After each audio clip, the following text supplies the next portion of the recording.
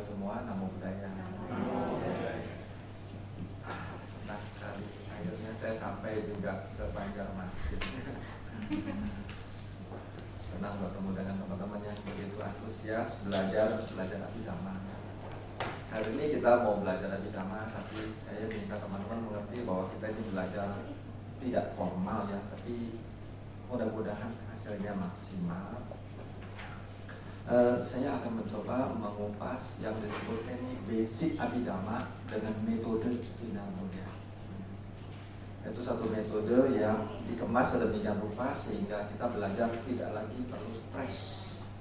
Berbeda metode sinar mulia dengan metode konvensional ya. Metode konvensional belajar Abhidhamma itu berurutan cita, lalu cetasika, lalu rupa. Biasanya cita sampai ke bawah kita sudah stres. Begitu cetasika yang kita sudah lupa, mau masuk rupa kita di sini dengan metode 3-in-1. Jadi kita mengenal 3M, mengerti, mengulang dan mempraktekkan. Karena kita belajar Abhidhamma tanpa pengertian akan stres sekali dengan pengertian. Lalu kita mengulang-ulang. Dengan mengulang kita tidak kita sengaja begitu, kita ulang-ulang, tentunya kita bisa hafal banyak sekali bahasa Pali yang sebelumnya kita pikir ini apa, kita sulit, dia nanti akan diulang-ulang, dengan mengerti diulang, nanti akan bisa. Lalu Abhidhamma ini bukan sesuatu yang teori di luar yang jauh, tetapi nyata di kehidupan sehari-hari.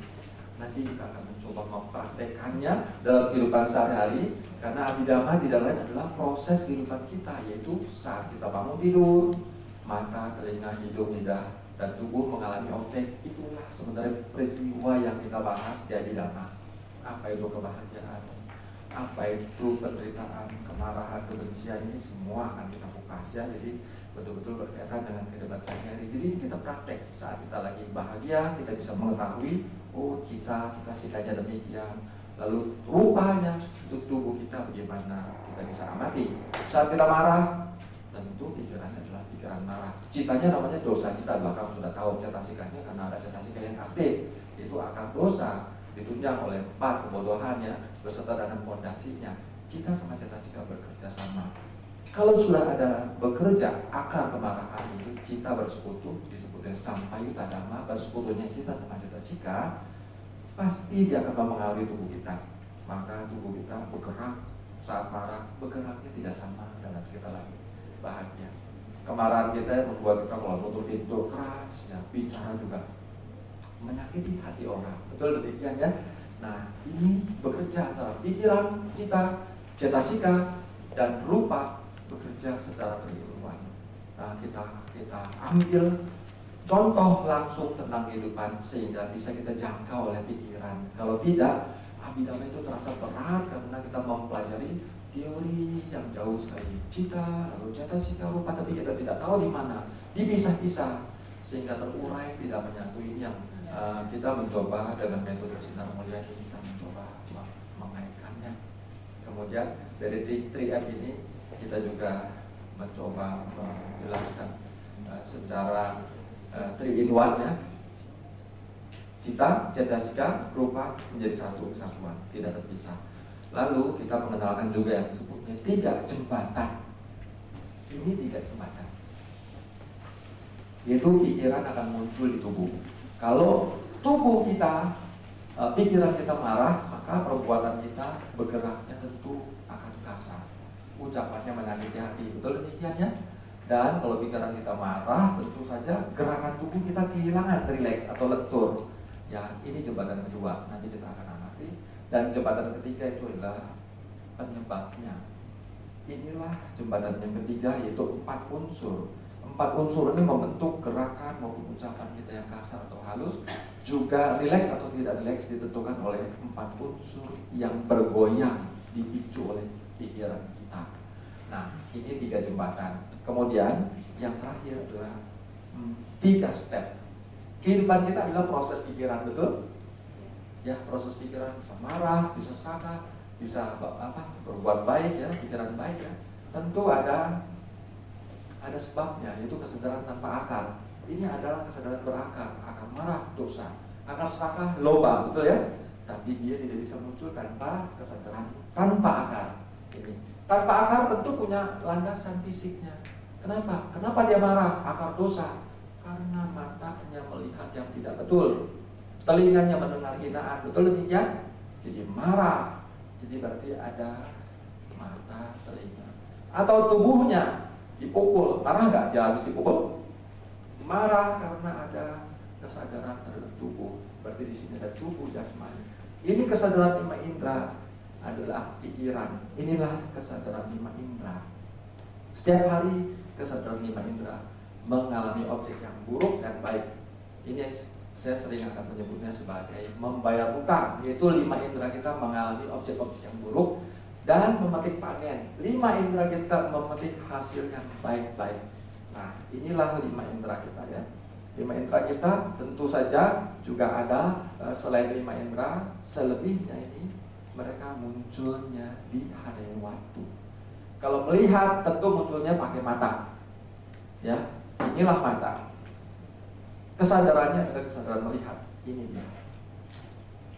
Kalau mendengar tentu di sini kesadaran itu lewat telinga, ya. Ini dia telinga.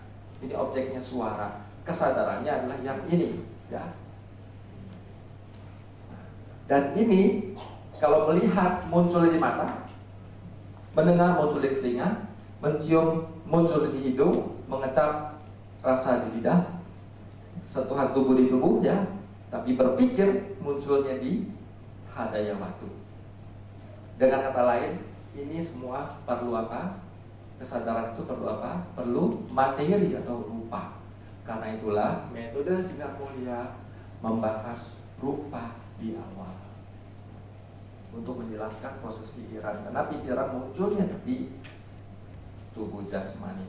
Dan tubuh jasmani untuk mempermudah kita menjelaskannya menggunakan 3 step. Step pertama adalah yang merah. Yang merah ini adalah unsur dasar, yaitu ada unsur tanah, unsur air, unsur api, unsur udara. Dan turunannya pasti benda ada warnanya, ada bau, ada rasa, dan ada nutrisi. Lalu kemudian step kedua adalah materi dari karma. Tubuh kita merupakan dari karma, setuju tidak? Sehat, penyakitan, jadi perempuan, jadi lelaki, wajahnya bagus atau jelek, itu dari karma, betul ya? Nah, dari karma itu ada 5: mata, telinga, hidung, lidah, dan tubuh. Ya, membentuk mata, telinga. Tapi bukan ini saja, karma membentuk 9. Ada lagi jadi perempuan dan laki, jenis kelamin perempuan dan laki. Lalu ada lagi tempat munculnya melihat di mata, kalau berpikir munculnya di hadaya waktu. Kemudian ada yang memelihara kehidupan. Inilah materi dari karma. Nah, ini yang warna biru. Efeknya tentu ada ruangan. Inilah step kedua. Step pertama, materi dari benda ada 8 unsurnya. Materi dari karma ada 9. Kemudian ini sudah di total. Kemudian materi dari karma ini ibarat mobil. Keluar dari pabrik, mobil sudah jadi, siap jalan, betul kan? Kalau tidak ada supirnya bisa jalan tidak? Begitu juga ada supirnya dia bisa jalan. Sopirnya keluar bisa jalan? Tidak. Tubuh kita yang menggerakkan pikiran. Pikiranlah yang menggerakkan tubuh kita. Maka step ketiga adalah warna kuning. Begitu kita marah, timbullah gerakan. Gerakannya sama gak gerakan marah dengan serakah? Beda. Ucapannya pun berbeda. Lalu tubuh yang tadinya rileks menjadi tidak rileks kalau pikirannya buruk. Betul? Mengapa? Ya karena ini jembatannya pertama, jembatan yang ketiga. Unsur pembentuknya dipengaruhi oleh pikiran sehingga tidak seimbang. Tubuh menjadi berat, menjadi kelebihan air, panas yang berlebihan, unsur angin yang berlebihan. Inilah rupa dijelaskan 3 step untuk mempermudah. Nah, begitu dijelaskan, terjadi lagi rangkaian di sini. Inilah proses kehidupan kita. Mata melihat, ada mata, ada kesadarannya. Mengapa kesadaran bisa melihat? Karena ada cetasikanya. Lalu waktu di sini nanti bergerak terus sampai kemari, sampai kesadaran berakar. Ini yang akan kita bahas. Jadi ini teman-teman, inilah metode Sinar Mulia akan dibahas demikian. Kita akan masuk. Sebelum masuk, seperti biasa, saya senang membacakan kisah inspiratif untuk mengangkat semangat kita untuk supaya pikiran lebih siap Karena kalau langsung mulai, biasanya orang sudah deg-degan belajar abidama ya. Jadi ini saya bacakan kisah inspiratif dulu ya, karena belajar yang langsung, belajar dhamma kadang-kadang orang susah mencerapnya. Belajar dari cerita ternyata ringan, senang, tapi pesan moralnya dalam untuk kehidupan saya. Saya bacakan ya kisah ini tentang renungan kebijaksanaan. Ini saya dapat dari BlackBerry. Suatu ketika, karena kita kan pasti ingin mencapai kebahagiaan, betul ya? Tetapi kita sebetulnya sulit untuk mendapatkannya. Tolong disimak ya sekarang ya, ini tentang renungan ini ya. Renungan tentang kebijaksanaan.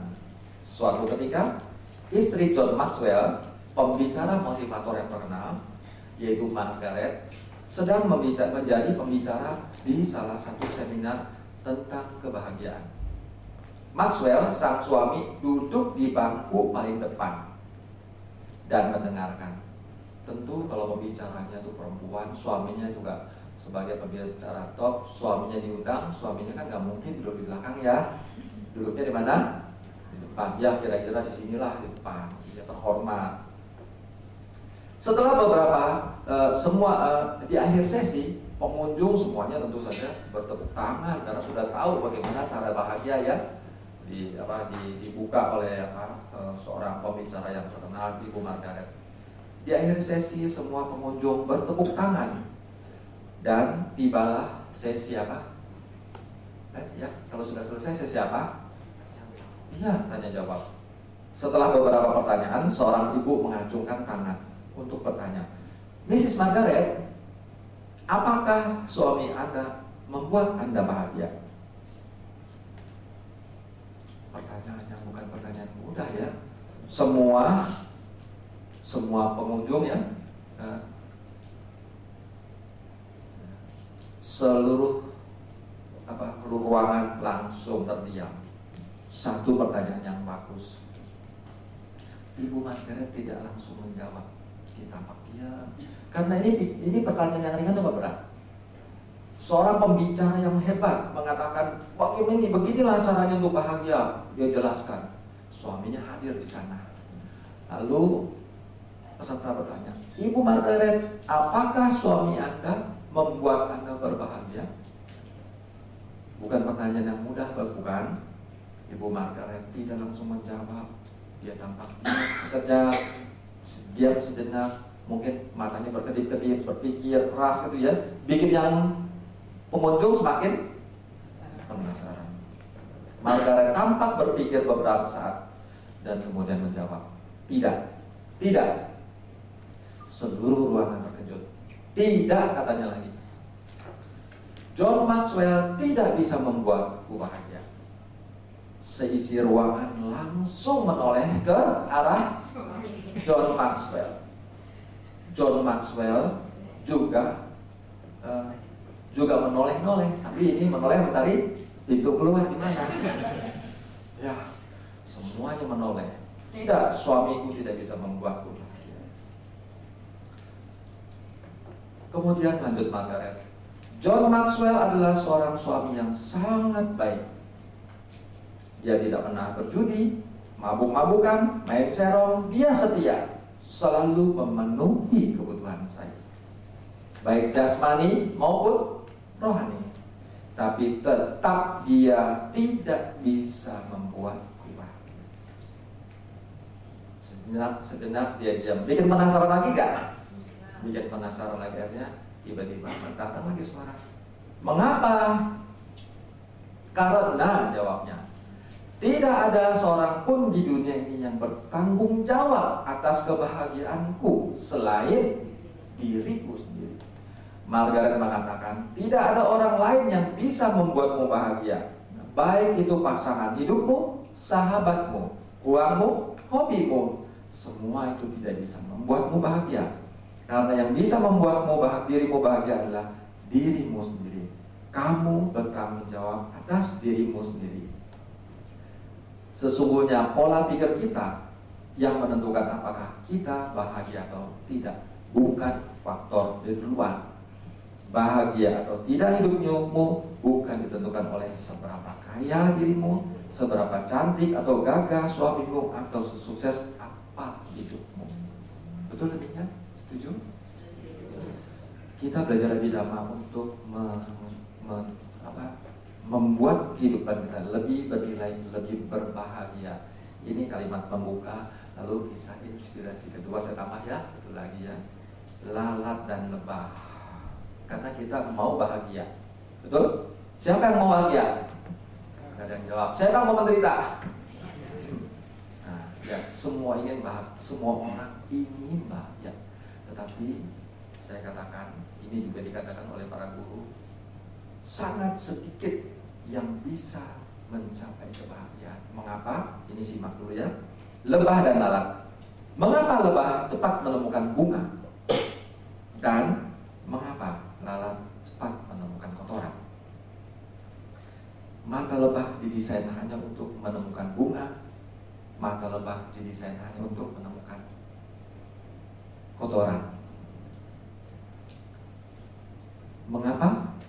Karena di dalam pikiran lebah hanya madu dan madu saja. Dan di dalam pikiran lalat hanya kotoran dan kotoran saja. Hasilnya susah bagi lebah untuk menemukan kotoran.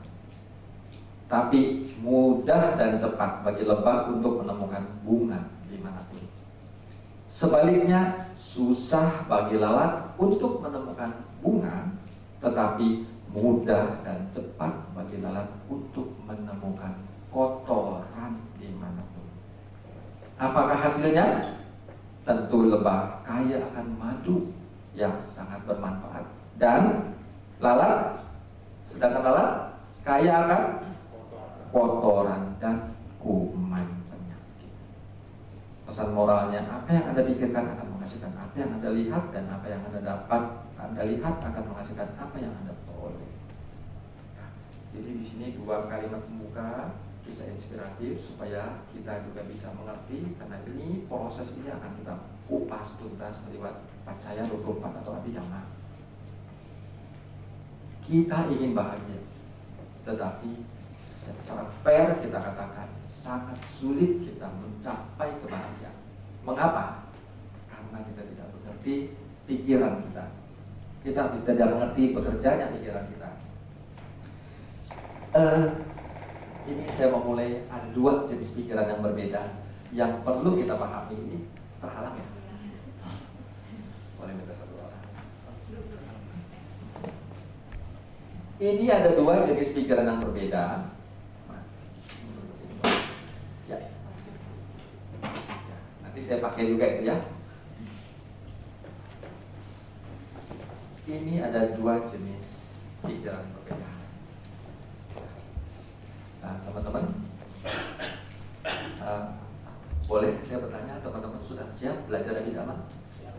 Siap ya? Abidama memang satu pelajaran yang sesungguhnya sulit. Tanpa guru memang tidak bisa, tapi jangan khawatir. Kita ini belajar mempelajari metode sinar mulia. Terima kasih pada guru saya, tanpa beliau saya tidak bisa di sini untuk berbagi. Tetapi saya punya guru besar. Guru besar saya inilah yang menghasilkan metode sinar mulia ini ada di depan kita untuk bersama-sama kita belajar ya. Bagaimana kita menjadi muda? Siapakah guru saya? Mau tahu nggak? Guru besar saya mau tahu? Sudah tahu? Belum ya? Guru besar saya adalah orang yang saya temui, yang saya ajarkan sekali, 2 kali, 5 kali, 6 kali masih begini. Begitu 7 kali, dia paham. Dialah guru besar saya karena dia memberitahu bagaimana cara mengajar yang bisa dimengerti. Karena bertemu dengan banyak guru besar, akhirnya saya menemukan satu metode untuk dikemas sehingga orang-orang yang awam sekalipun bisa mempelajari abidama dengan rileks, santai, namun mengerti ya. Jadi terima kasih kepada para guru besar sehingga metode sinar mulia ini lahir. Jadi metode sinar mulia adalah metode bersama, bukan pribadi. Karena karya bersama lewat proses 10 tahun ini saya mau berkeliling ya ke seluruh kota-kota di Indonesia, akhirnya ini lahir ya.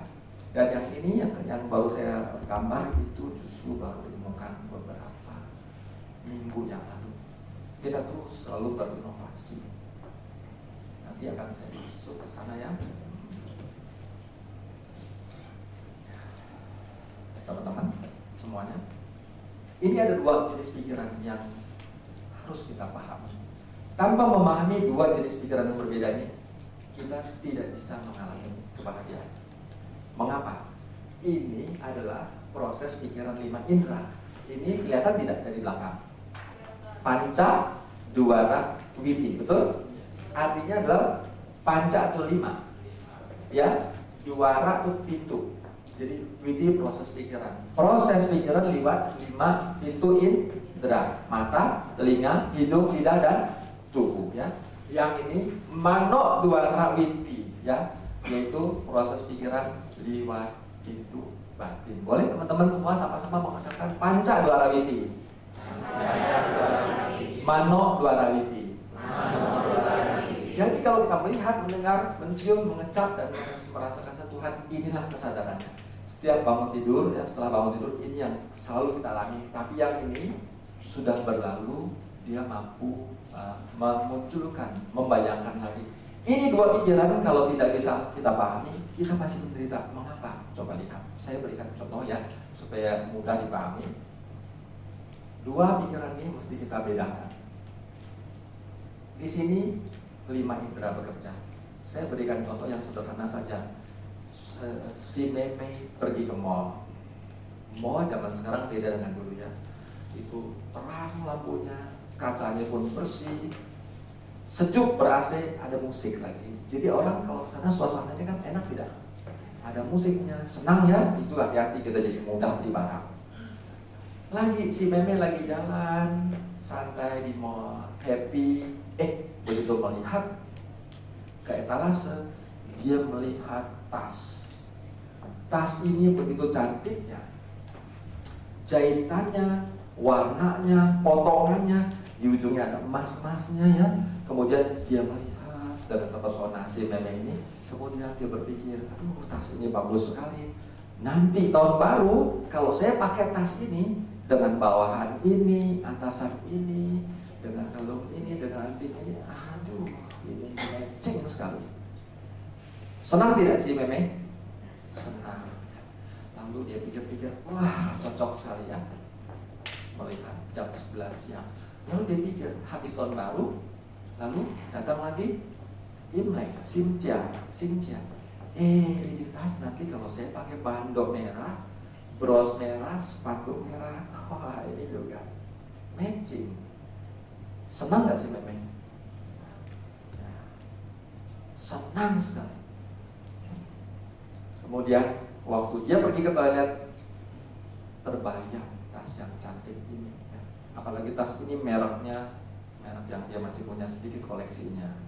Bu, tahu nggak kalau itu perempuan-perempuan tuh beli tas tuh kan harganya sejuta, 2 juta. Itu tas itu bisa 25, 40 juta. Jadi begitu dengan dia, wah keren sekali ya. Penasaran dia kepengen beli. Jadi setelah dia terpesona demikian dalam, dia timbul kemelekatan ya. Dia ke WC terbayang tidak? Tas itu terbayang. Dia masuk ke mobil terbayang tidak? Sampai rumah terbayang. Bahkan jam 10 dia sudah mandi, sudah gosok gigi, dia mau siap tidur ya. Perempuan bahkan sebelum tidur malah dia pergi dulu satu ke tempat langganan dia sering datang. Tuh benda kotak, diambil benda begini, dia begini dulu. Sudah rapi, siap betul kan waktu tidur? Masuk ke kamar tidur, dia berbaring. Sekarang dia berbaring, kepalanya sudah menyentuh di bantal. Matanya sekarang ke bawah apa ke atas? Ke atas. Di atas ada lampu, ada internet. Apa yang dilihat? Itu dia melihat tas jam 11 siang di mall, betul? Tetapi terus dibawa ke toilet, ke mobil, ke rumah, bahkan malam hari masih dilihat. Dibayangkan lewat proses pintu batin. Betul tidak teman-teman semua? Kita pernah dihina orang jam 11 siang. Betul? Malam masih emosi. Dipukul orang juga. Jam 11 siang. Masih sakit gak? Tidak. Malam masih benci.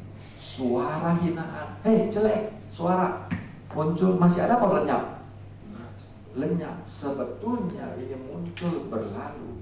tetapi ada aku, ego yang menggenggam sehingga dibawa berlarut-larut.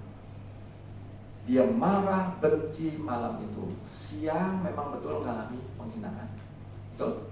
Malam masih dia genggam, emosi, marah, benci. Kira-kira cukup gak satu malam membencinya, teman-teman? Tidak ya? Seminggu cukup gak? Kurang. Sebulan? Sebulan?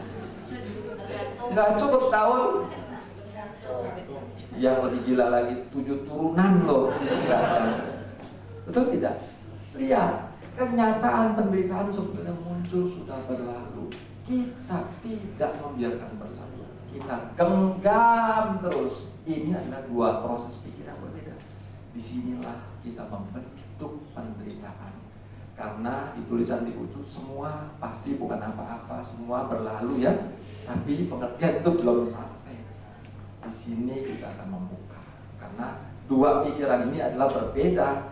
Proses melihat seperti ini ya, Pancadwara Witi. Kelihatan teman-teman? Kelihatan ya? Nah, itu dia. Itu adalah di sini. Tapi 5 indera menggunakan telinga, hidung, mulut atau mata. Yang tadi ini menggunakan mata. Sudah muncul dan berlalu. Tapi masih bisa muncul di sini, betul? Lewat batin. Tadi saya pegang apa? Warnanya merah. Lihat. Kalian melihat bukan pakai mata, tetapi dua proses ini sangat berbeda. Inilah awal untuk membentuknya bahwa dua pikiran ini berbeda, kita wajib memahami. Dan kalau tidak mampu, repot kita. Kita akan menderita